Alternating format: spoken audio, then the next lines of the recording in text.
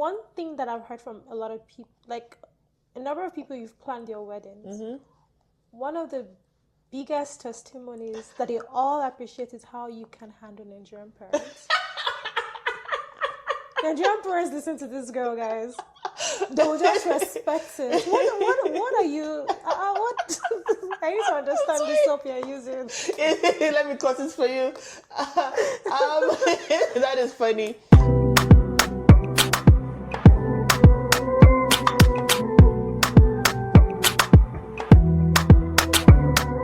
Hello, guys. Welcome back to Going Through the Madness. My name is Abby, and I have the lovely Tokie here today. Hi. How are you doing today? I am good. Tired, but good. So, how's your week going? What have you done this week? What are you watching these days? Are you watching anything? I am not watching anything new. I am doing a lot of comfort watching. So I'm watching Scrubs. Do you know Scrubs? Yeah. It's super, super old. It's very, very it's old. a hospital show. Yes, it is. So I'm doing a lot of comfort watching because I need comfort. I need familiarity. I can't stand any new things that will shake me. You're like, I don't want to, I'm just a girl. I'm just a girl. I'm just a girl. I can't be stressing. But, we have a special guest of honor here today. Hey, say hi. This is Timmy Dio. Hi, Timmy Dio. Welcome to Going Through the Madness. No, you're not going through madness. In Jesus' name. In Jesus' name. Amen. Amen. But yeah, I don't know why. I'm a bit scared of. I don't know if it's a fear. I don't like hospital shows. Really? Why? I don't like hospitals. That's why. Why. Valid. I think I've spent the first days of my life in. No, I was in the hospital a lot as a kid. Oh no. Maybe that's why. I really don't like hospitals. I don't fair like the enough. smell. It does have a nasty smell. Yeah. Oh, there we go. Yay, we got a burp. That's why she spat that out. Yeah, that's good. Okay. But Scrubs is a comedy. So I mean, interestingly enough, there's a lot of life issues that they talk about. It's not just straight comedy, but it's primarily a comedy. So I think you'll be fine if you were to watch Scrubs. Where do you watch it? Disney. Oh yeah, Disney. Yeah, the Disney. Oh, Disney. Okay. Get somebody's password. Yeah, I think I would do that. I think I have to do that. Yeah. So, I know we met in Calgary when I lived here, and my vivid memory of you is like when we would go out. I'm talking on dance. I was just looking at this girl like, wow. But I can't really dance like that. It was you and Yemisi who get on the dance floor. I was just like, Yes, I love to dance. I love music. I love to party. What song would get you to start dancing?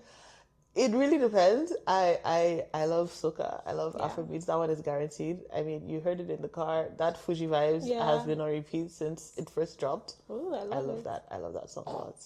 Okay, I love it.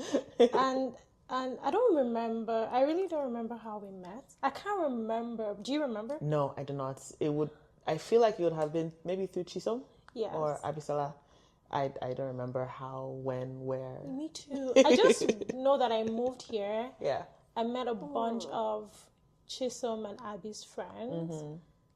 And next thing I was coming out. That's all I remember. You were automatically part of the crew, like come with us. Yeah, we're going here. Okay, cool. And another core memory is, so I don't think you know this, but when I was trying to transition from tax to FP&A, I'd applied to so many places, and nobody would call me back. And I saw that role, I hesitated, and I reached out to Abby, and we talked about. She's like, "Oh, just talk to Tokie."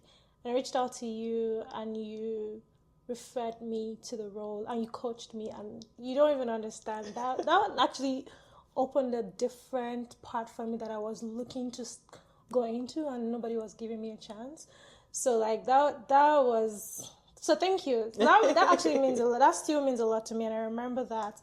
You're welcome. And let me tell you another thing you don't know. Ooh. When Tokie was training me for this job, I was afraid. I said, I cannot even mess up. She was very strict and serious. I was like, Jesus.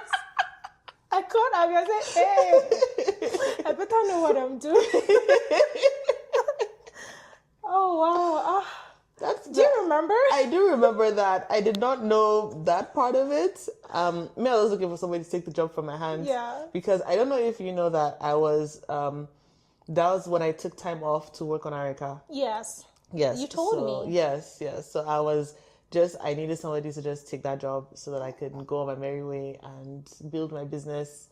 So yeah. I didn't realize that you would. Well, I knew you were working with in accounting and audit at the time, right? So I did know that, but I didn't realize that you were actively like trying to get into the finance space and you weren't really getting like a chance. So that is fantastic to know. I'm glad to hear that it has all worked out so fabulously for you. Thank you, and thank God. And also, there are things that I learned from that role. So some of the things you taught to me was like the importance of keeping your files very organized, how to like when you look at a complex file, you can transfer formulas in a certain ways and learn some of those things I've carried them on. I actually learned from that. I was like, oh, okay. Nice. And it made my life easier even there. Nice. Because I took that and I was like, oh, this is good. This is something I like. So like, yeah. And we've just talked a lot about work you, which is like strict Tokie. You know, I would never have thought of it that way, but yes, there is I feel like, well, in a lot of the things I do, I'm always very like intense and I'm very particular. You know, things have to be done in a specific way. It's just the way my mind works. Even like, it's not just at work, honestly. In my personal life, I'm very like, everything has to be done in a certain way. It's organized this way. You know, I like things folded a certain way. So yeah, it carries through. It's definitely not like strictly for work. So you're a very type A person then. I would never self-identify, but others have told me that I'm very type A. Let's tell you. That's type A. So like, okay, outside of that, what's your off duty like? I know that it carries through, but it's still like a fun side of you. What's your off? Like when you're just chilling, relaxing with your friends. Oh yes. I think what a lot of people don't realize, especially because most people see me in the social setting when I'm on. When I'm at home, don't talk to me. I don't like I like alone time, and by alone time, I really mean alone. Like, leave me upstairs in the room by myself, quiet. I like that a lot. But there's not much separation in terms of my personality because, especially as I've gotten older, because I have less capacity to censor myself. So I am me. Yeah. Not to the full degree, but I am still me at work. Maybe earlier in my career, I was definitely different.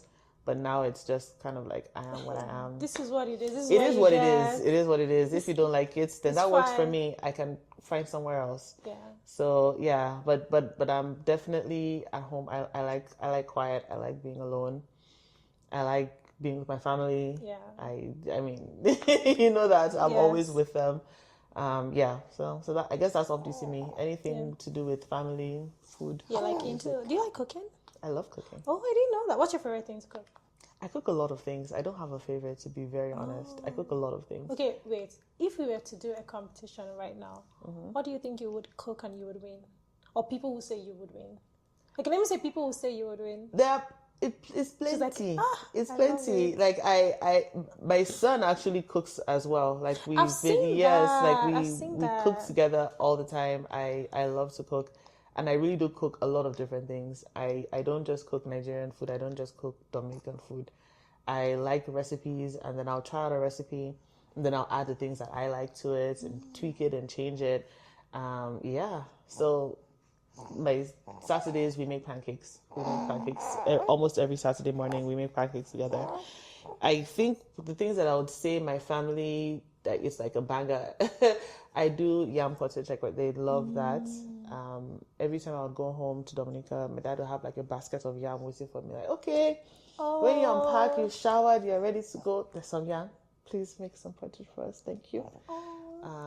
Beans. My husband loves when I make ewa going. He loves that. ogbono. I make that a lot. I don't know how to make ogbono. It's very simple. That's what I've heard. It's very simple. Like it's very simple. It's literally seed, oil, stock. Oh. Yeah, it's very, very simple. So maybe I'll try it. Yeah, do it. I'll try it one day. And Dominican, because I remember now that you grew up, you had a little bit of your childhood in Nigeria, some parts of your childhood in the Dominican, and some parts of your childhood in Canada, in Calgary, right? Mm-hmm. So like you are like, I guess when I think about you from 3 different continents and all of that. And yes, that is correct. So it's Dominica, not the Dominican Republic. They're 2 different places. Wait. Yes, I love when people realize that. What? Yes, they're 2 different places. I'm so sorry. No, that's okay. Most people don't know. I think it was the Dominican. Okay, yeah, because Dominica is super tiny. So there's the Dominican Republic, then there's Dominica, which is like in the Lesser Antilles. Yeah. So if you know the chain of islands, well, St. Lucia, Antigua, yes. So Dominica is one of those tiny islands. I always thought you were from from Dominican Republic. Okay. No, not DRC, it's Dominica. Dominica, yes. Okay. And that's where your Caribbean vibe comes from. Yes. I was born there.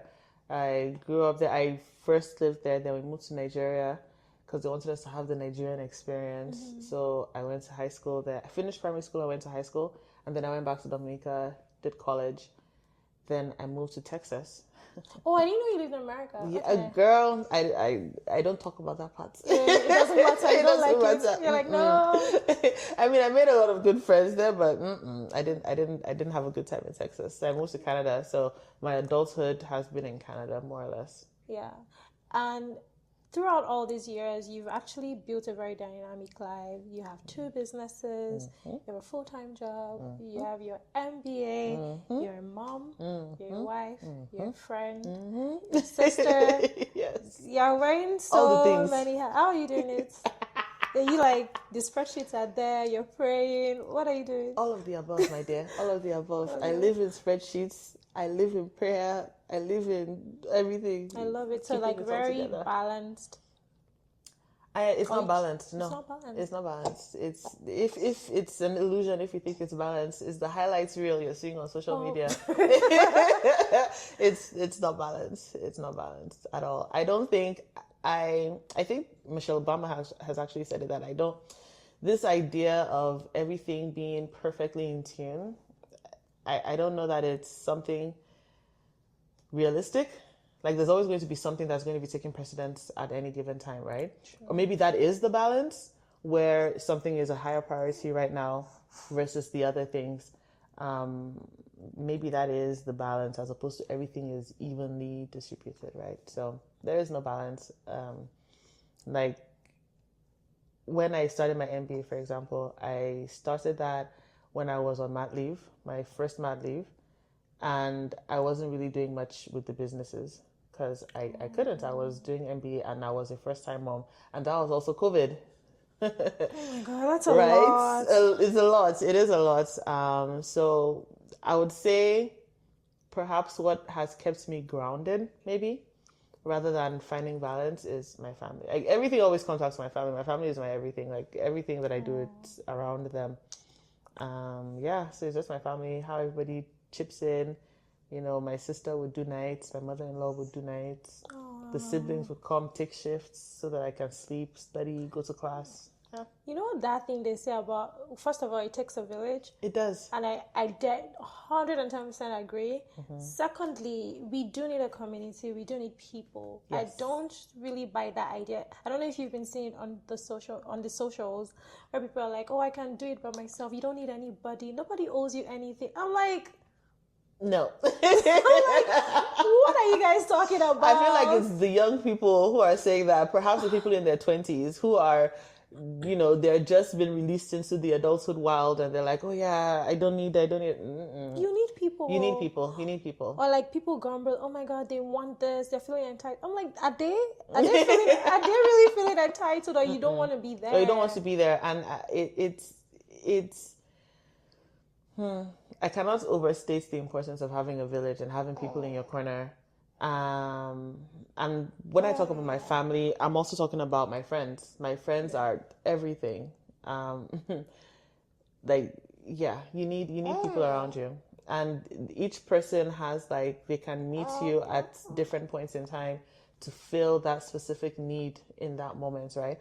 Likewise, you can also do the same for them. Yes. It's not just, getting. You are also being that for them. It's a village, and a lot of times people don't realize until it's too late the advantages of building that village, and it takes work.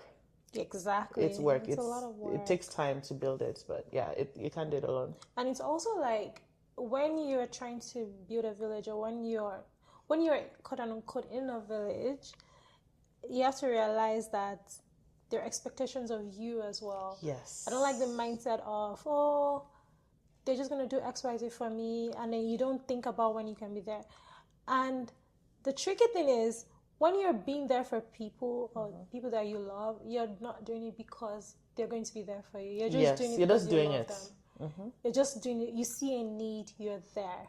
Remember when we were growing up, our parents' friends would take on things. Yes. They'll show up. Yes. And I hope we keep that. I think I have that in a way, but I hope, sometimes I think about the generation and things I see and things I hear, and I'm just like, I don't know what you guys are talking about. I feel like people, the younger generations, like our generation and younger, I don't know that they fully realize that we are the adults now. It's up to us.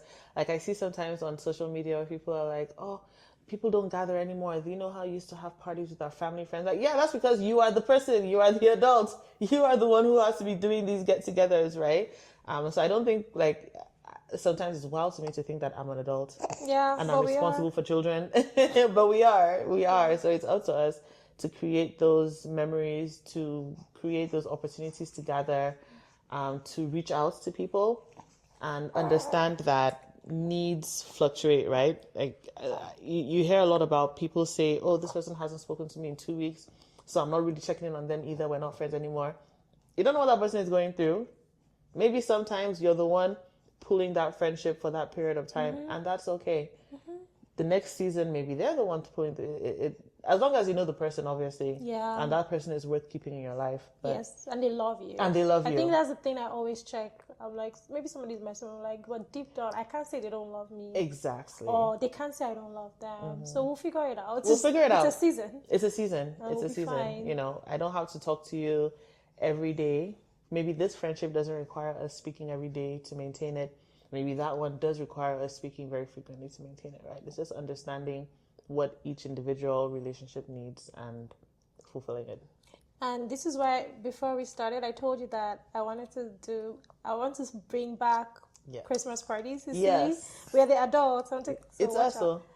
Talking about events, talking about Christmas parties, I want to start a little bit about Nuola Events. Yes. Tell me something, right? You are. It's from Nuola, my name. Oh, your name is Wanu. Yes, I like that's that my first name. Wow. I love it. It's almost like a mind like, no way. Yes, my first name is Nuola. Now me thinking your first name was Tokumbo. No, it's my third name. Third? Yes, and all three are on my birth certificates and passport. I have like so many names as a Yoruba girl. As a Yoruba girl. But my dad won't let him. They only put one on my passport. They put all three, and they insist that they must spell it out fully. I love it. The passports. That's what my kids. They're not ready. The names are strong. I'm going to put all their full Yoruba names on their passport. Maybe I'll give them one English name. I'm not sure. So, like, what birthed the idea for Nuola? Tell us a little bit about Nuola Events, how it came about. What do you guys do? Yes. So Nuola Events, it's experiential company. So we work in events, and in addition to this, is something that I'm now moving more into. So it started out with social events, weddings, birthdays, parties, which is actually how the business itself even started.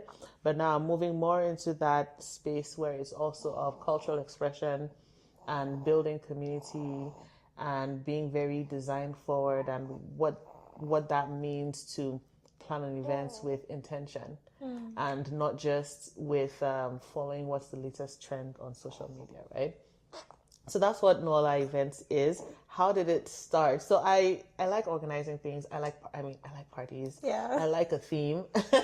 I like a good detailed themed event. So my sister actually, I planned her wedding for her in Nigeria. That was the first. In Nigeria? Yes, that was the first official event. I thought when you said pilot wedding, I was like, yeah. Oh no, in Nigeria. Yes, and this was back before this current age where it's easy. You have Instagram and social media and all of that. So yeah, I planned her wedding in Nigeria, and that's kind of how it got started. But then shout out to Noye, she got engaged, and then she was like, if you actually make this a business, that you can plan my wedding. And I was like, say less. So that's really what started it. It was Noye's wedding that officially had me incorporate the business, start the brand name, and yeah, it's been gangbusters since then. So you get yourself people that see the light in you. Yes. Because now she saw that light. Yes. And one thing that I've heard from a lot of people, like a number of people you've planned your weddings, one of the biggest testimonies that they all appreciate is how you can handle Nigerian parents. Nigerian parents listen to this girl, guys. They will just respect it. What are you? What? I need to understand the soap you're using. Let me cut it for you. That is funny. I think it also goes back to that whole just kind of... I got a review that said that, she's stern but approachable. I'm like, you know what? I like it. Yeah. Yes. It's very much me. I think I set the expectations from the beginning. So from the very first meeting with the client, I let them know that you are my client. It's not your family. It's not your mother. Even if they are decision makers and they are the ones paying for it, that's between you and them. I will only be speaking directly with you.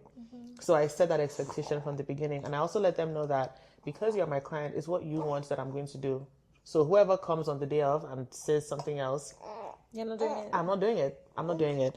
And I think because, especially if it's like, I can turn on my Nigerian very, very strongly. And Nigerian parents, they like that. When they see like an Oyibo person or they feel like you are Canadian, they might not really respect you as much. But I turn on the Nigerianness, yes, man, no, man. And I'm very, very Nigerian level of polite. So by the time I lay down that boundary and I'm looking at them, they kind of, okay. Yeah. Oh, that's what you do. They kind of like, okay, you know what? This person is not being disrespectful. You know how Nigerians like disrespect. Only culture. Only culture. Only culture. Only wa. Only wa. I'll see them out. Carol, kneel down. How are you, ma? Do you need water? Let me help you get your bag. Blah, blah, blah. Okay, you brought 2 friends. We don't have space for the friends. We don't have any extra tables. So... And then let's sit in the uncomfortable silence and go from there. If you want to vacate your seat, okay, but I'm not going to go extra. Out. No, the client is your son or your daughter, and this is what they have told me to do. So that is what I will do. That's honestly, that's amazing. Okay, that makes sense. If you kind of have to play with their ego, yes. Respect them, understand the way they think, understand the way they operate, and let them know that I also am not a child. Mm-hmm. You can't walk. You can't walk. I think Nigerian parents respect that. Yes, they have no choice but to. Whenever they see it's kind of like when the sharks see blood in the water. Yeah. Once they see blood, they go for it. So you have to show no weakness. Stand strong. Yeah. I dare here. You can't carry me away. And then, so that's something that, I think that's something that I heard from everybody that I know that you organize your weddings. And sometimes when that testimony is given to somebody else, the other person is encouraged, okay, let me book her. I love to hear it. Book me, guys. I got you. Book Honestly, me. she got you. We are not playing here. We are not playing here. And then you started Arinka. Yes, Arinka. Arinka. Yes, Arinka and Jabata. Oh, what does that mean? Oh my God. I've heard it before, but I don't know what Arinka Jabata means. Arinka Jabata. Okay, wait. I know what Jabata means. Jabata means cut. Cut the shoe. Basically, so Arinka, the literal translation, Arinka, someone who walks around. So when you walk around so much, your shoes cut. Oh my God, I was so You're close. You got the matter. I said cut the shoe, but I don't know what. Yes. Arinka. So Arinka is Rinka, Rinka Kiri. Oh. Arinka Kiri Unjabata. That's fair. Yeah. So don't walk around. Just go on the online. Just go online. Oh, that makes sense. We'll do it for you. Okay. I actually didn't know that was what that. I was always I was like, I thought it was a name. I just thought it was somebody's name. Or like put together. Yeah. No, it's from Arinka Jabata. How did you? Because my sister used to call me that. I used to walk about. Yes. Yes, because I used to travel a lot and I would travel for food. So she would call me Arinka. So when we got the idea for Arinka, because it originally started as like a skip the dishes type model. Did you know that? Yeah, I didn't know. You did not know that? Okay, so let me give you the origin story of Arinka. How did Arinka get started? So, one day I was in church and I was praying to God to win the lottery. Like, legit. I was praying to God, I need to win the lottery. Give me something. And then after the service, I was thinking that, oh God, I needed to cook, but I did not feel like I needed to eat, but I did not want to cook. And I was like, I just wish somebody would just deliver the food to me. Like, I don't want to have to go to the store and then I'll now start slaving and then I'll now cook. Then I'll now eat, but then I won't enjoy the food because I'm tired. So that was really how about if I just make that a business where I deliver food for people? So that was really what started it. So I spoke to my sister about it, and my sister was like, that is a great idea. And if I do it, that she will be the co-founder. So we did it together. And our model at the time followed the popular meal delivery services that you just partner with restaurants. People will place orders on the platform. We will go pick it up and deliver it to their home. So that was the model that we started with. So yours was more grocery store though? It was food. We just pivoted to grocery store in the past 2 or 3 years. So it was always food? Yeah, it was always food, but like prepared Nigerian food. Yes. Okay. So we were Caribbean food. Yes, so we were working with African and Caribbean restaurants here in Calgary. But at the time, they were very, this was, again, pre-COVID, right? Mm-hmm. They were very resistant to change. They were like, but people are already calling us. They can come pick it up. They were very slow to adopt. So at that time, that was when my sister had her kids. And then I moved to Lloyd. So to Lloydminster, so I was like, okay, let's just pause everything for now. I lived in Lloydminster for a year. Oh, okay. Yeah. I was like, no, you live in Calgary. Okay. No, I lived in Lloydminster. Love carried me there. It's okay. The love is sustained. The love has sustained me. Thank God. I mean, it was not a waste. Yeah, I mean, 2 children after. So but yeah, it stopped after that. Then when we got back to Calgary, then we now started reviewing what model would actually be more sustainable, because we found that, again, because at the time they were very slow to adopt, there were a lot of roadblocks and barriers that we could not surmount, and it would be a reflection on our brand as opposed to, the restaurants. So we're like, what would we have more control over? What can we pivot to? And that's when we changed to a grocery store. And that was relaunched in 2023. Oh, okay. Yes, so we relaunched as a grocery store, and that's what we're currently operating as. Because, I always knew of Arinka, but in my head, it was always a grocery store. Like, I'd seen it before 2023 for sure on Insta. Yeah. But I always thought it was a grocery store. And I don't know why I always thought it was a grocery store. There must have been something in my head. Yeah. Maybe the spirits was already telling you that. Maybe. But I'm just trying to think back to what because for everything I think about, I knew it was food. Afro-Caribbean food. I just thought it was a grocery store. Yeah, it wasn't a grocery store till 2023. How is that going? It's going really well. It's a lot of work. Of course, it's food. It's food. It's a lot of work, especially when a lot of our market is Nigerian. And Nigerians are a very special audience to serve. We are a special audience. A very, very special audience to serve. But it's going well. We thank God. Just have to remind ourselves it's about consistency more than anything else, and progress. Even if it's slow, it's still progress. Yeah. So yeah, it's going well. So people just go on your website, order what they want. Do you deliver all over Canada or Yes, we do. So we originally started with delivery to Calgary, and then we slowly expanded to surrounding areas, then Edmonton, then Alberta, then Canada-wide. Okay. Yeah, so you just visit our website and you can order. We offer same-day delivery within Calgary, surrounding areas, and Edmonton, and then express to everywhere across Canada.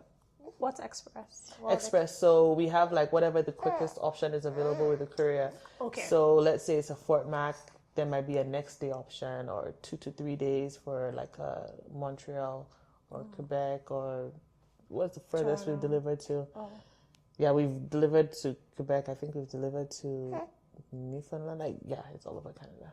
I think there's something I always wanted to get. There's something that you use. I can't remember what it was. Is it a pepper thing? I think it's a pepper thing. Is it like an oil? Yeah, I think so. Yes, it's Rodo always oil. Sold out. Yes. Rodo it's always oil. sold out. What's going on? So Rodo oil, yes, it was always sold out, but the brand, they are also no longer making it. Why? I know it makes me sad. So they're actually based in the States, in Texas. Oh, okay. The brand, they originally were named All I Do Is Cook, and then they rebranded to Ado. And they made the most delicious Rodo oil and Rodo crisps. But this year, they announced that they were no longer producing the oil and the crisps. We wait to see what next they'll be doing. But there are I know there's one that I just tested out by Todun's Kitchen. She does. So free promo for you, girl. What's it called? Todun's, yes. I think it's called, I don't remember what the brand is called, like the brand name, but she just gave me some to try out. It's so good. Okay, and it's very hot. So she's just working through her commercialization. But once that is ready, we'll be happy to carry her on Arinka. Okay, so watch out for that. I think sometimes some of the things I wanted from the store, every time I would go, it's be sold out. Sold out, yeah. And I remember my cousin worked with you for a little bit. You remember that? Because you hooked out with that. And then I'll be like, check. She's like, if you don't order, it's gone. I was like, okay. So do you think that, because I know you have a finance, what did you study in school? Business admin. So my specialization was finance for my bachelor's. Yeah. And then my MBA was global energy management and sustainability. Okay. Yeah, but finance, basically. Finance, business. Is that helping you with running your two businesses? 100%. Yes. 100% yes. And not just in the technical way that you would think of, like spreadsheets. Yes, it does help with that, numbers, but it's also that mindset of running a business, all of the facets of it, right? I think about the marketing part of it, because for Arinka, for example, my sister manages the ops and I manage the growth, which includes marketing. My background has helped immensely with that because, you understand like psychology and segmentation, all of that fun stuff. Strategy, like, okay, we're looking forward. This is what we want to do. This is our goal. This is how we build up into that goal. So it's absolutely helping 100%. Even sustainability. For example, you mentioned that things are always sold out. Yeah. Fair enough, because we try to limit the amount of stock we have. That's fair. Because of quality control, right? Like, we don't want to end up keeping so much stock that it expires, and then that is we're losing money because we can't sell expired goods, right? So we try to do like just in time to manage like what the demand is while maintaining that quality control of making sure things aren't expiring. We're not wasting things unnecessarily because so much stock has to be thrown out because it's not being sold. So it's a fine balance for certain, but that's part of how my business background helps with that. And also the cost of storage too. If you have so many, then you have to store this stuff somewhere as well. And when I was looking at, I crept on your LinkedIn, to be honest. But then you talked about how sustainability was super important to you. Yes. So it actually makes sense that you're like, no, we're just gonna limit it. We're gonna, like, it's just the amount we have. I've run the numbers. It makes sense for my business. I'm profitable. Yes. It is what it is. It is what it is. If you don't order quick, So we like I look at it from both the consumer side and then from the business owner side, right? So what we do now, for example, which my sister really is, that's her what she works on, like managing that website. We have you can subscribe. You can subscribe. You can get alerts when it's back in stock. So if there's a product that is not available and you really want it, you can just click be notified when it's available. And then once we've reached like X number of X number of signups, then we place another order so that, you know, as soon as it comes in, you can go ahead and place an order. I know, like, for example, when Jollof Now, Atare Foods, Jollof Now and Atasu, that was flying off. Like, as soon as we restock. That thing's so yes, it very, very quickly. Very, very quickly. So it's just things like that that ultimately we have to manage that stock, the inventory with demand, and also making sure that ultimately our bottom line is not really affected. Yeah. So you mentioned earlier that you like to cook. You like to experiment. You like to do all this thing. Can we expect you to experiment on flavors for us and sell it to us? Yes, you can. I love that. Okay. Yes, you can. Yes, you can. It's something that we're working on. Oh. Yes, we're currently working on it. My team of my husband and my sister and I. But yes, it is something that we're working on. Me being who I am, I just want to make sure that it's done properly, done well. You know, I've gotten all my testing and my licensing and whatnot. So that's where we're working on it. Yes. Oh my God, I'm actually excited. That's an exclusive. I know. You heard it here first. Well, like, okay. Because I don't know why I thought about that. But it's like, if you like cooking and grocery, you're in like food. Yeah. Food-related business as well. Yes. What would you say is one thing that you wish somebody had warned you about with entrepreneurship? She's like laughing because she's like, there's a list. There's a list. A textbook. There's a list. And I feel like there are certain answers that people give that's like, okay, you know, the hours and the amount of work. No, that's some BS. That's not it. Okay. The never-ending quest for funding. That is the real, that's it. That's what they don't talk enough about. Because you need to invest in the business. Yes. It costs money. Yes, it costs money. It takes years for a business to be profitable. Like all these people that talk about, oh yeah, the business is right. It takes years for a business to be profitable. Before it's profitable, you have to put that money in. Like you're consistently pumping money in. And it's kind of like I can't think of the correct analogy for it right now, but you have to be consistent for your business to get there, for it to be successful. Yes. But before then, how are you going to keep things going? You have to pay workers. You have to pay for space. You have to maintain your licenses and your permits and all of that. So funding. And then you may even not be making anything. You may not be making anything. But if you want the business to succeed, you have to continue, right? So is the funding. And there are so many...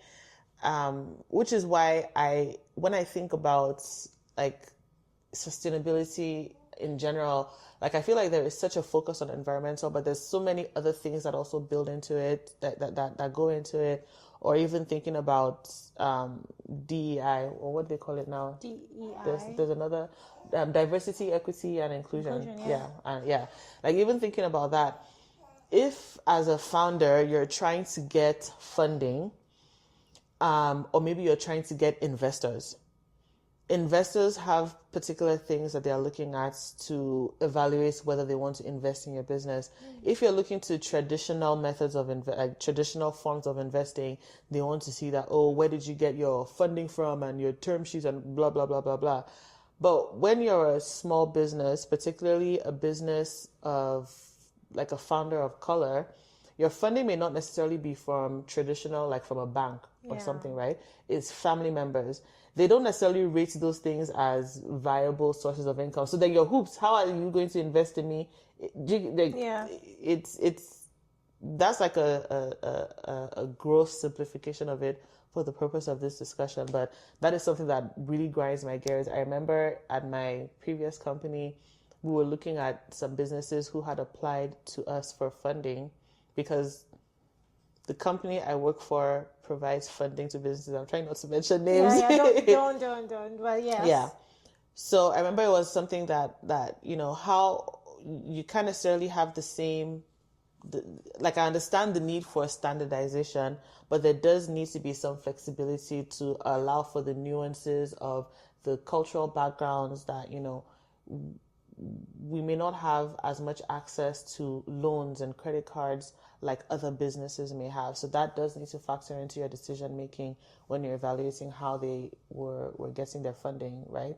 And to decide whether or not to give them that additional funding. But I digress. My point is, funding. No, you're not digressing. This is actually this is something that I didn't even know. Yeah. I know that people ask for funding. I know that I have a business background, so I understand that at the end of the day, you want to be making money. Even if it's a not-for-profit, you need money for it to be alive. Yes. Whatever it is, you do need the money. So I think it's true. People need to think about when the dollar can you afford to do this? Yes. Basically. Yes. I think that's the word. And then you have a full-time job. Yes. How are you managing that? Do you feel like, so my question is in two parts. Do you feel like a full-time job is taken away from the energy you could put into your businesses, or do you feel like a full-time job is like helping you to continue to invest in the bigger picture? Both. Okay. Both. Which is why I quit at a point to build Arinka to a certain level before I started working again.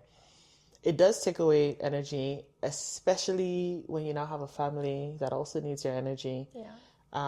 It does take away from it. There is no discounting that.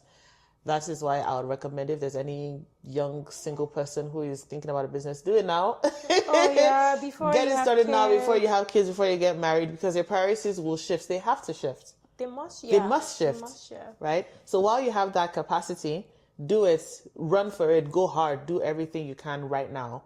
Because if your intention is to get married and have kids and do all those traditional markers of adulthood, your priorities will shift and you'll no longer have that energy. Even like your body, as you get older, your body cannot do late nights and early mornings anymore. Like every time I'm like, oh, we're going to have a good night.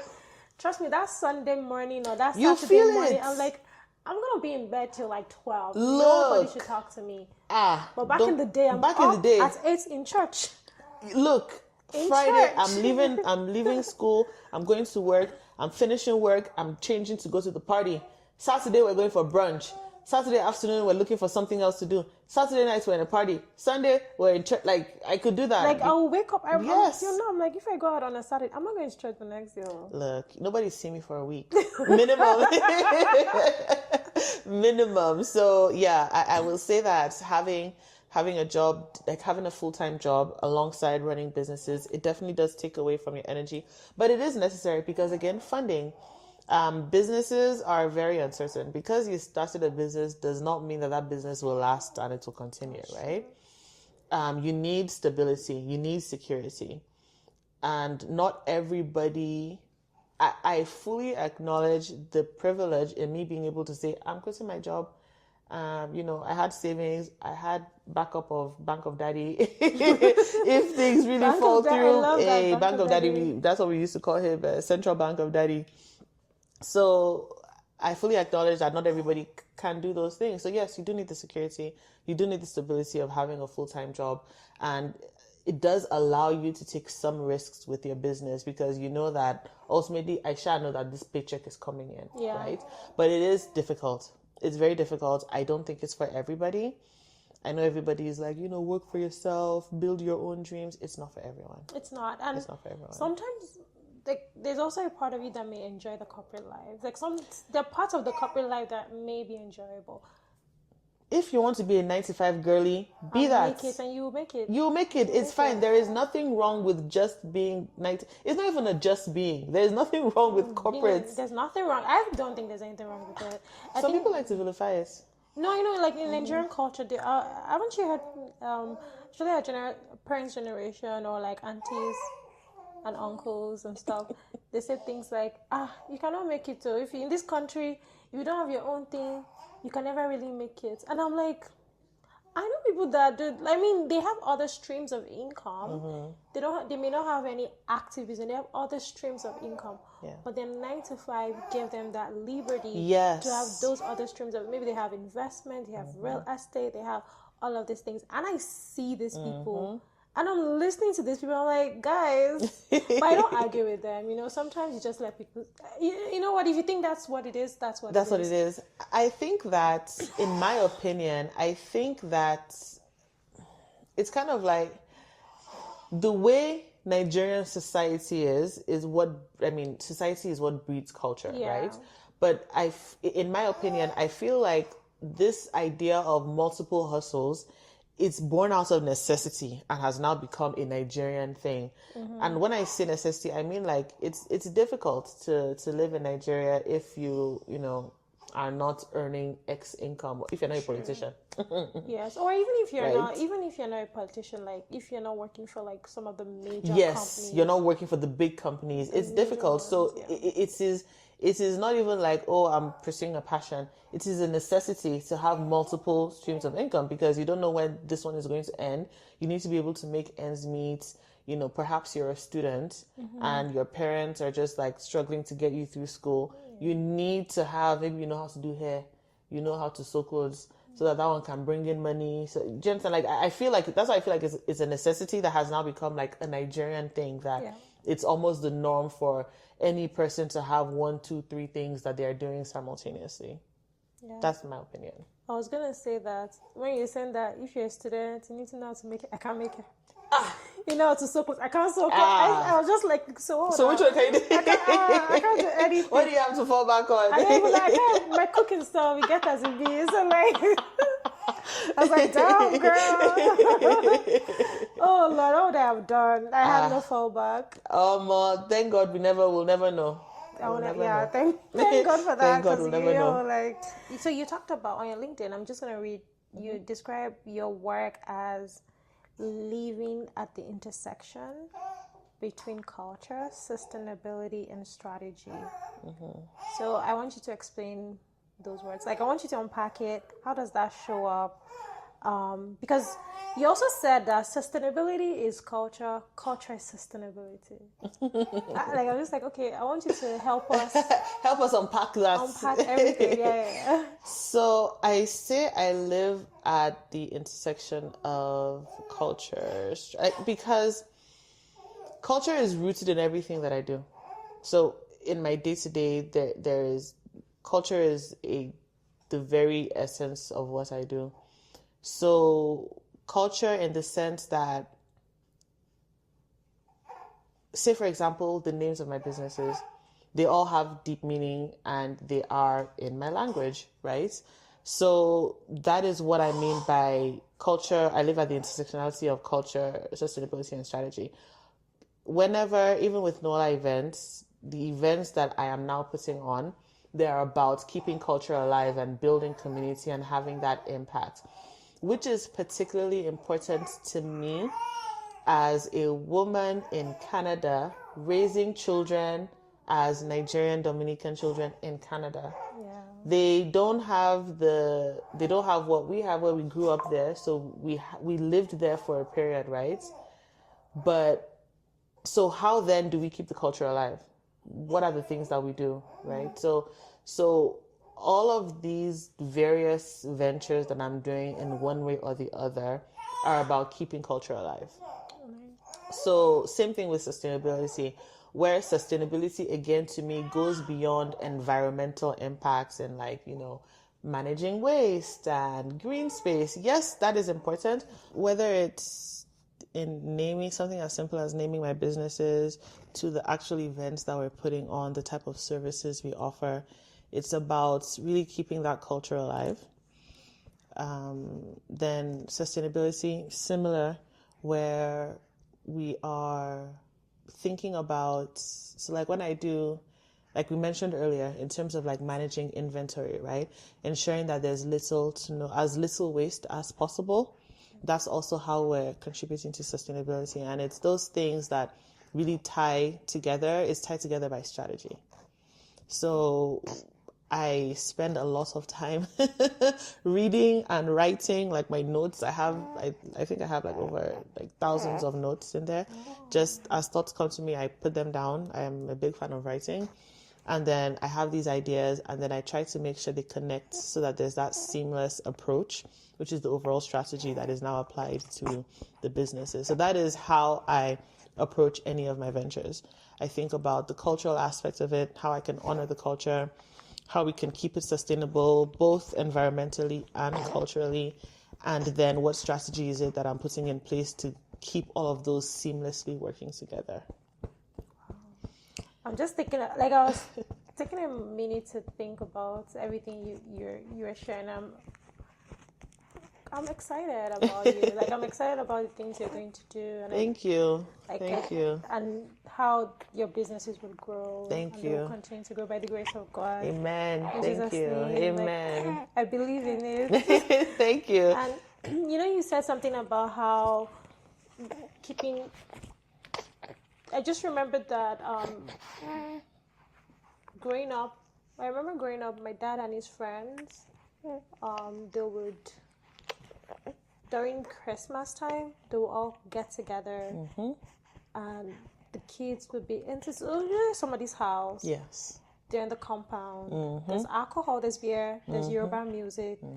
Outside there, they're all just laughing. All the kids were in the living room. We are playing, we are watching TV, we are gisting. And when I think about some fun memories, that's what I remember. And I think maybe that's why look in my head. I guess sad sometimes that those things are phasing out. I guess sad that it doesn't have to. We don't even spray anymore. It doesn't have to. We don't spray money anywhere. We don't. Why? And that's the thing. It doesn't have to. Yeah. So it's something like in my family, like with my daddy, he loves to entertain. So what you described, we always did it. And like Christmas was always my favorite time of the year because we would go home to Dominica and like everybody would go. And then we would all just gather. We would all be in the backyard. Daddy always had things for entertaining. He had tents, chairs, tables, speakers outside for the yard. So he was always entertaining. So part of what we're doing, for example, this year for his remembrance, we had a backyard party. So it was just like what he would like. All of his favorite things was what we did. His favorite foods, pictures, really to keep his memory alive. But we're saying that we're going to do that every year now. Like, it doesn't even necessarily have to be tied to remembering him. But again, these family gatherings, these are how memories are made. This is how even our kids build their own village because they have built-in, play cousins. Yes. Auntie Chisom and, Auntie Noye and Auntie Addy. These are, do you understand? This is how we build the village. And this is how they also build those connections that keep them anchored to home and keep them rooted in their culture, right? Yes. So it doesn't have to go away. Like it's up to us. Yeah, I agree with you. Up to us. And this is why, see, going back to the fact that you guys will see me doing over and bed. Yes, so in Toronto. Look, we're in there. We're in there. I was even just saying that I'm going to start wearing gilly now. Oh. Like so I'm fully entering my Yoruba. Do you know why I came Sierra. to Alberta? Why? There's a 50th birthday in Edmonton. And do you know what I did? I saw the Afro-Caribbean for you, and I'm tying the gilly. Look, I've entered my Yoruba auntie phase. Enter it fully. Own it. I like it. Actually, I'm enjoying it. Me too. Low-key. I'm just like, this is not even low-key, it's high-key. This feels good. It does. Like I went to the NCAC gala on Saturday this past weekend, and I was telling my sister how I don't have the word to fully describe, but I was just so happy. All of these people, women, men, particularly the women, because I was looking at them in their 40s, 50s, 60s, dressed to the nines. And I'm not even just talking about Iran Buba. There were people in like jumpsuits, very tasteful, age appropriate, but they all looked so good in their different contemporary interpretations of Ashray. It was beautiful. Like I love to see it. And to me, again, that's part of sustainability. We're keeping our culture alive, even though we're not in the country anymore. So yes, absolutely. More of it. More of it all, like, honestly. And okay, so this is another question that I have for you. When you picture the future of like African and Caribbean businesses in Canada, what do you imagine? Because I can think of what you imagine, because I think you're thinking about a space where we're comfortable enough to express ourselves and to own the businesses that we have and to market it in the most respectful ways for our own cultures and being true to ourselves through it. But what do you really imagine? That's what I think you imagine. That's exactly it. It. I imagine authentic, vibrant businesses, not just businesses, brands. I no longer want to just think about it as a business or it's like transaction, like a brand, an entity. Because I do feel like, especially in the earlier days of immigrating here, you know, we may have felt that we needed to conform. You know, you'd be seeing the Johnson and Johnson company, you know, the Roger. Now you have brands who are in their native language and they are teaching you how to speak in their language. Think of Lamarin, for example. That's the FT's food brand. Yeah. And that is his hometown, I think his father's hometown or so, where we're owning our heritage, we're naming our brands as such, and we're marketing our brands as such. That makes me very, very happy, and I am happy to see us moving more confidently in that direction, where we're owning where we come from, we're owning who we are, and we are sharing it with the world, and the world is accepting it. Yes, I think I like that too. Yeah. I think I'm also surprised by that. Yeah? I'm not gonna lie. I think that maybe because growing up, or when you move to Canada too, I believe it will have been the same, where our culture wasn't so accepted. Even in school, even black kids or black people, they don't want to really associate with you if you're too African. I remember when I moved to Canada, I moved here at 18, and some of the people in my school, I'm cool with everybody now. But let me tell you, it wasn't always so. It wasn't always so. People they didn't want to associate with you immediately. Yeah. I feel like they were all, and some people are Africans, so I feel like they were not proud. Yes. To be Africans. That's why I'm saying that I'm actually surprised, because I don't know what made it turn, but it turned. Now everybody's like, oh, the Nigerian culture, the African culture. Now they love it. This one wants to marry Nigerians so they can have a Nigerian wedding. Abby, oh, I really want to go to a Nigerian wedding. I want to dress. Anyways. Yeah, I think it's probably, I think it's the numbers. Like, there's just too many of us to ignore now. Yes. There's just, Nigerians are everywhere. And we're loud people. And we're loud. We're loud. When there's more of you guys, there's more of us. There's more of a particular set of people. They have just to. Loud. Yeah. And they don't care. You know, like, Nigerian people don't care. Especially the ones who just arrived. At least the people who came in earlier, they've adopted more Canadian sensibilities, and wait, let's measure ourselves. The ones who just came, they don't care. Yeah. They don't care. In Calgary too? Oh my God. Oh. They don't care. They don't care. They're unapologetic, and I love it. Like, we deserve to take up space. Yeah. Let's take up space, be unapologetic, be vibrant. If that's you, be you. Yes. And I appreciate Canada for that, because I do feel like Canada does allow us that opportunity. Yes. It may have changed from when I lived in Texas, but I feel like I felt at home in Canada. I feel at home in Canada versus living in Texas. I was always kind of out of place, the Dominican and Nigerian spaces, the Nigerian and Dominican spaces. It was always very awkward.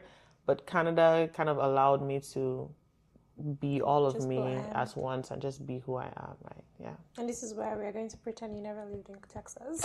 Look, Texas did not happen. Like, what? That was a black hole. No, it didn't happen.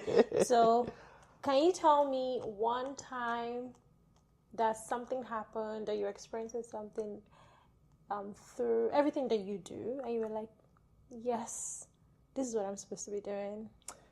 The Spice Dinner series. The what? The Spice Dinner series. So Spice Dinner series. Yeah, so that's the event that I had last year. So for podcast purposes. So the Spice Dinner series is a culinary experience that I started last year. I had been thinking about it for years, and I just never took the leap because really they were self-imposed barriers, to be very honest. I was the one who imposed, oh, maybe I shouldn't, and do I really want to? People won't like it, blah, blah, blah. Anyway, so what it is it's an intimate dinner series, and it's usually, right now we have like a chef who comes in and curates a menu that is highlighted, that is centered around a culturally significant ingredient. So last year, for example, was plantain. Plantain, it is significant in African cultures, in Caribbean cultures, Brazilian cultures, all cultures of color, really. Mm-hmm. So the intent of it is for the chef to tell their story of their culture and how that ingredient impacts them through food and drink. Why did you think people want to experience that? I don't know. Like I said, self-imposed barriers. You throw up these things in your head of why it won't work. It's fair. It's fair, really. It's fair. But yeah, I had been thinking about it for years. And then last year, at the top of the year, I was like, let's do it. So I started working on it. And then, of course, everything that happened last year happened. But then I was like, I'm just going to continue with it. Like, I'm going to push through. You know, we'd spoken about it extensively. So I was like, yeah, Daddy would have wanted me to do it. Let's go ahead and do it. So yeah, we did it. And I was so proud of myself. Aww. I was so proud of myself, my family, my friends, people rallied around me, and it was incredible. It was such a light in a horrific year for me. Yeah. So yeah, I'm very proud that I did it. I'm proud that I'm doing it again. Yes. It's coming up November 1st. Buy tickets. Buy your ticket. This is exclusive. It actually just became available today. So I'm very, very proud of it. I'm proud of myself, really, for doing it, for pushing through. Frankly, it's not making me any money. Yeah, it's like you're breaking even. I'm not breaking even. No, I'm not. Because bringing in a chef, wherever they are, chefs are expensive. Chefs are expensive. Good chefs are expensive. Yeah. I didn't even doubt that it would be good. No, because really, there's a difference in a chef and a cook. Let's be real. No, right? But to get someone who would actually build a beautiful, not just build, curate a thoughtful menu. It does cost them money, and this is me getting on my soapbox. I feel like, especially in food, because food is something we cook every day, we eat daily. I feel like people don't rate food as the art it is. There is art in cooking. There is art in plating. There is art in looking at an item and transforming it into something else. I think chefs are artists, and they should be compensated accordingly and recognized accordingly. And it's my hope that with this series, it's another way for us to really appreciate the art that is cooking, that is the culinary art. So anyway, it does cost money. And then I also infuse myself into it in the design and how it looks, the aesthetic, just the overall vibe that is being curated, the intentionality. It all, frankly, costs a lot of money. No, it's not cheap. Because I think I tested things out when I did my 35th. I was more intentional about it, but I had no idea what things cost. I did not I had no idea. I wanted a private space. I wanted this, and it was still nice. But then I was like, damn. And I really like the food thing too. My friend sent me, I can't remember the chef. Is in Toronto. Is it FT? I think it is. It is FT. That's FT of Laminating. Yes, he has an event coming up, and she sent it to me, and I was like, I'm tempted. I don't know if I'll be in town, but I'm tempted. He has them regularly. Oh, okay. So maybe I'll go for the next one. Yeah, he has them. Because I was like, oh, this is so nice. Because she's been looking at she bookmarked him. Yes. And then she sent it to me a few days ago, like, oh, this guy is having another event. I'm like, girl, I'm tempted. I would highly recommend it. He is an incredible chef, an incredible person. He's doing so many good things in like the food scene, like the food space. And one of the things I like about him is he also, I've learned about so many other chefs from him. Like he's constantly sharing them. Like the chef who is doing this November 1 event, she worked with him on last year's event. Oh, okay. So that's how I met her. And now we're working together on this one, right? So he's just one of many people in that space. But obviously, he's very dear to my heart because he was the first chef for my first event that I'm so proud of. But there's a lot of people. Congrats on that, though. Thank you. If I was here, I would have gone. But don't worry, maybe we'll bring it to you. You know, going nationwide next. Amen. Please come to Toronto. And Toronto, there's a crowd for that. Yes, there is a crowd for that. We do everything. There is a crowd for that. Yeah. Honestly, you're outside people for real, for real. I'm trying to get Calgary on that level slowly. But you know, we have new Black immigrants. Yes. There's a market for it. There is. There's an appetite. There's an appetite. Like people, especially people who are coming from Toronto, or people even just coming from Nigeria. Nigeria is constantly happening. There's always something to do, right? So coming to Calgary, there is that. I want to keep that movement going, that spirit going. So where can they buy tickets? I almost forgot. Oh, you can go to my website. It's nuolaevents.com/events, and then you can get your link to get tickets from there. And when is the event again? Saturday, November 1st. Okay. It is at the Garrett Loft downtown. It is an intimate event, so there's limited tickets. It's not like open. Okay. Yeah, so if you're getting in, get in early. Okay, get in early. So what did you think when you were a kid? Was this what you imagined you would be doing, or what did you think you would be as an adult? What was your dream job? I wanted to be a professor of microbiology and immunology. Never. Yes, because that's what my dad was. So I wanted to be that. I can't see it. Like, I don't know. Wait, I'm so confused. Yes, I grew up wanting to be a professor of microbiology and immunology. Then what's immunology like? What's immunology? Like the study of the immune system, how the body reacts to diseases and vectors and whatnot. So I wanted to do that. And then briefly in like SS1, SS2, I wanted to be an aeronautical engineer. Okay. Then I went back to wanting to do microbiology and immunology. And then I wanted to, so I was doing that, biology and chemistry. And then I shifted to epidemiology. I wanted to be an epidemiologist, which is basically the study of the spread of diseases in the community. And then I had a come to Jesus moment with my dad. And it was like, I feel like business is where you need to be. You're very entrepreneurial. I'm like, I am. I fought it, but then eventually I moved on. Yeah, it was smooth. Oh my God. I'm actually surprised because I always thought maybe you would say, I don't know, that you wanted to have like 5 businesses. No, it was never something that I actively thought about like that. Like in my mind, I wanted to be a professor of microbiology. I wanted to be a professor just like my daddy. Oh, you just wanted to be like I just wanted to be like my dad. So that was, I wanted to be a professor. I'm still going to be a professor. I haven't ruled that out. I'm still going to do a PhD just to have that title. But it won't be microbiology. It will be something else. Yeah, micro what? Like maybe food studies. Food studies. Maybe, yes, that actually is. That's the closest thing I can link to like the sciences. Like food studies makes sense.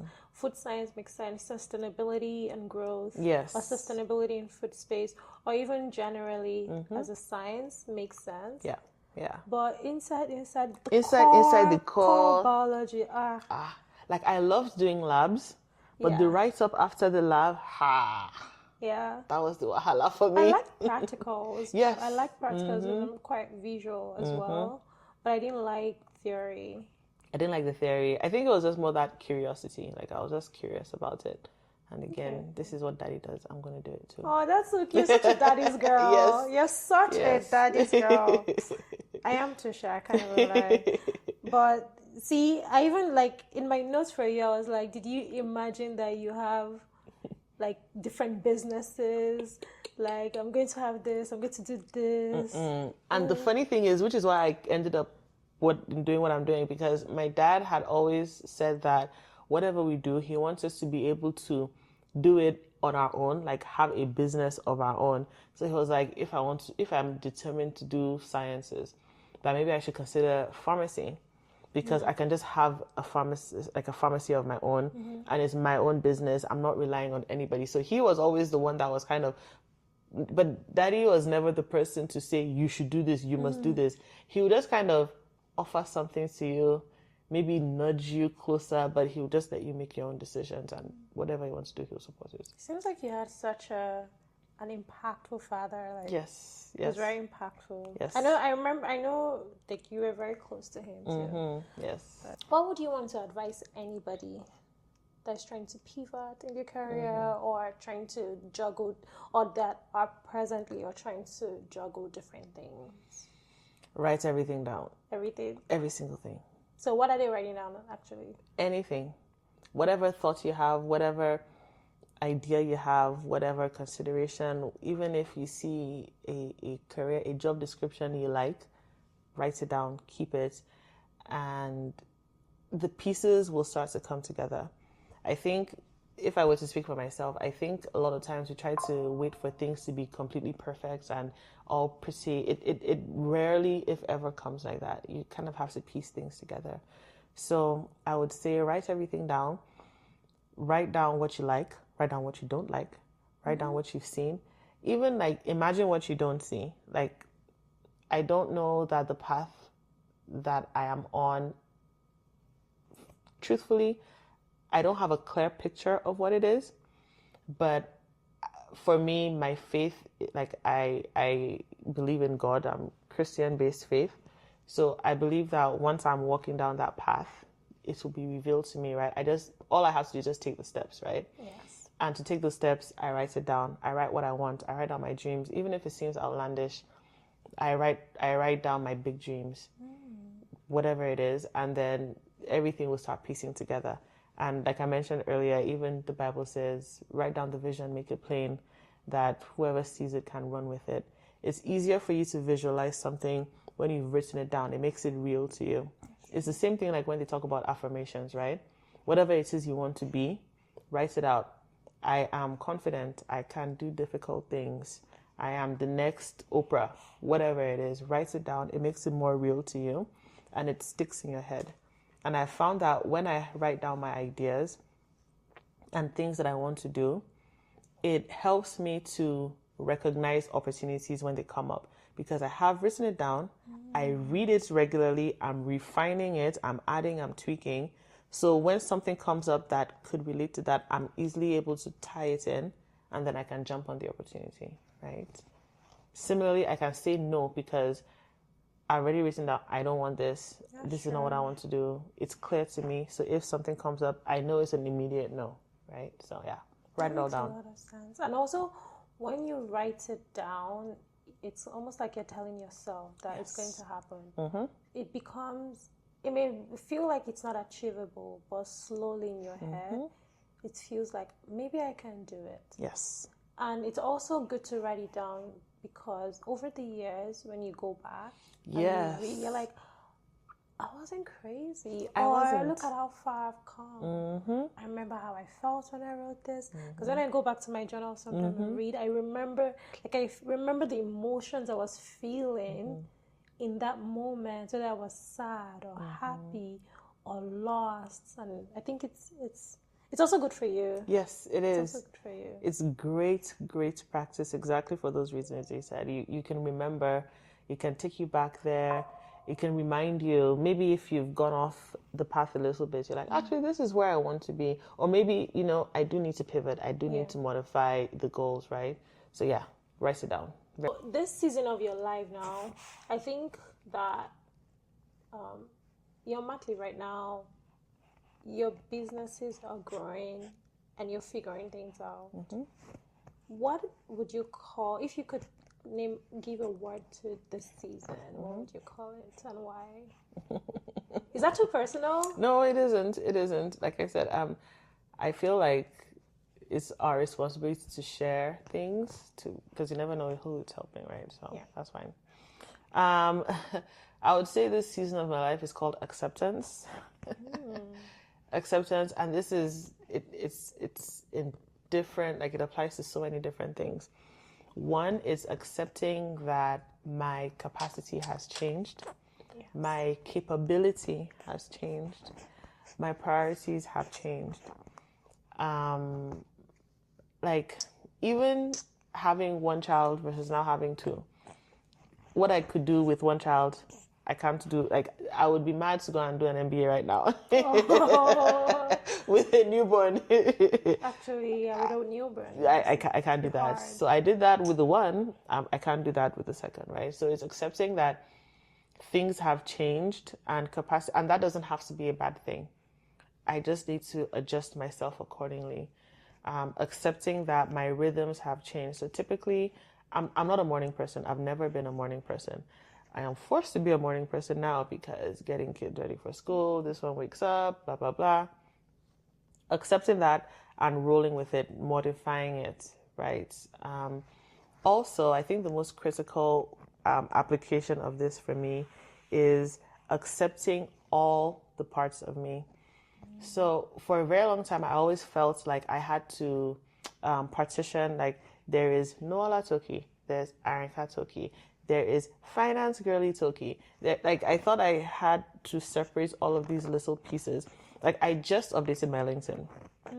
Yeah, like maybe like a month or 2 months ago to add all these other things. But it was good. I liked it. Like curbed you. And I took, like, I was agonizing. Like, should I? Oh my God, what if? This one, like I agonized over it for so long. And for so long, God had been leading me to, like, my life is not an or, like it's not A or B. It is and with. Like I am all of these things at the same time. They don't have to be separate, right? And it sounds simple, like it's not a big deal, but for me, it's massive. For me to finally accept that, yes, I am in finance and I do enjoy finance. I'm good at it. Also, I love sustainability. Also, I really love food. Also, I love hospitality. Also, like it's okay, you know. I feel like society almost tells us that we have to be one thing. You can only be defined in X way. But really, we can be so much more. There's so much possibility.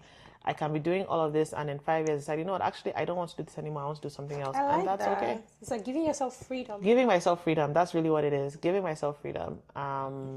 Yeah, that's my season. Just accepting all of these things, all of the things that I am, all of the ways that I am. Like accepting that I'm not a morning person, so don't expect me to do anything in the morning anymore. Yeah. I don't want to. And that's okay. And that's okay. Accepting that actually, if you don't present it to me in a list, I don't want to see it. Yeah, please give me a list. Please give me a list. Don't bombard you with don't words. bombard me. Give me a list so I can do check. That's who I am. I'm not going to try to twist myself into a pretzel to be something I'm not. Yeah. So yeah, acceptance. Like I think I can relate with the part of accepting capabilities. So for me, on the other side, I feel like I'm in a season where I'm accepting that my friends' lives are changing, and that means our dynamics are all changing, and I don't like it. I actually don't like the change. I struggle with it, but just sitting with myself and understanding that it's necessary, and it's okay. Yes. So I think that's what I could relate. I'm on the other side, right? I have to like adjust. People have kids now. People have husbands or partners, and you know, the time you have is also different because now you have to spread it between him, your family, his friends, your friends. So it's hard, right? But yeah. This is adulting. It's adulting. I don't like it. It's adulting. Okay. It's adulting. It's okay. Yeah, it's adulting. Yeah. But I really, really had a great time talking to you. You've been very open. Thank you. I feel inspired by your journey. Thank you. Like I said earlier, I really believe in it. I think a lot of the things that you shared, I didn't know. So I'm finding out with the rest of the people listening. But I feel really inspired. You've always been like, from the outside, you've always been like someone who is very sure of herself, very well grounded. You can't mess with me. I mean, all of those things are true. Yes, and it's true. You can't mess with me and things like that. But also, there's that beauty in the determination. I think it's very important to be sure of ourselves. Yes. I think I wish I got to that earlier in my life. I think it's something that I just walked into maybe a few years, maybe 2 years ago or a year ago. But it took me a while. And then once I started to feel that, I was like, I'm sleeping better actually because like you're just less. I don't know. You're just lighter, I guess. Yes. So it's something I admire about you. Thank you. I mean, I will say for you, whenever you wake up is your morning. Don't let anybody stress you out on timeline. Yeah. If it's 40 that you realize that actually, yes, this is who I am. It is what it is. That's okay too. I also want to credit my people. It's not a thing that I do by myself. Yeah. My dad has always been like a core foundation. My sister, which has I tell people that like my sister and my husband are like the wings, the wind beneath my wings. They do help me be grounded. And my friends, shout out to my girls, they know themselves. But so that's why I keep on talking about village. Like yes, no, you need a village. Like, you need a village. Don't let people lie to you guys. You need good people because the older you get, like even as a young person, life does happen. But I think maybe you have your parents very solid there, so you don't really understand that as they age too. Yes, they can't. Yes. So you need other people. It's one thing we don't realize. They age. You have to parent your parents at a point. Yes. You need friends. You need people to lean on. Yes.